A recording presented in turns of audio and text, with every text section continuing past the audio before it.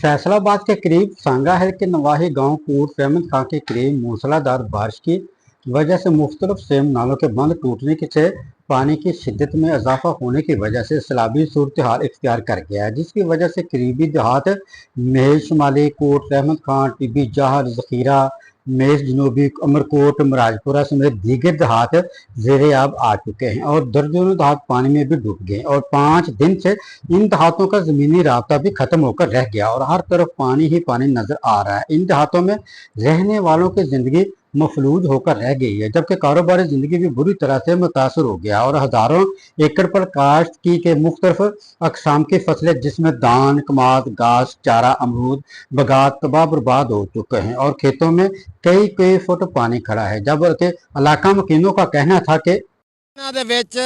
हालात दिन ब दिन खराब होण डे ने, पानी वधी जांदा, कोई निज़ाम सही नहीं होया। इन्हां 3 दिनां दे विच इन्हां लोकां गरीबां नूं किसे आके पुछया नहीं कि मरे हो कि जियो।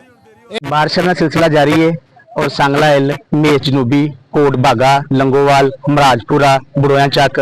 ये सैकड़ों एकड़ फसल जी कि चावल की फसल मुंजी है वो सारी पानी हालिया बारिशों की वजह तो तबाह हो चुकी है और पानी बारिश का जोड़ा है वो घरों भी दाखिल हो चुका है। 5 दिन गुजर चुके हैं मगर हमारी मुश्किल में इजाफा होता जा रहा है और अब जिंदगी भी मुश्किल हो चुकी है। इधर कोई सियासी या सरकारी अफसर भी नहीं आया है जब हमारा सब कुछ पानी की नजर हो चुका है और हम घर वाले अब बेघर हो चुके हैं और खुले आसमान तले हमारी जिंदगी है, क्योंकि हमारे घरों में भी पानी दाखिल हो गया और हम चारों तरफ से बेबस दिखाई दे रहे हैं, जबकि हुकूमती दावे सब झूठे नजर आ रहे हैं। कैमरा टीम के साथ वाश न्यूज फैसलाबाद।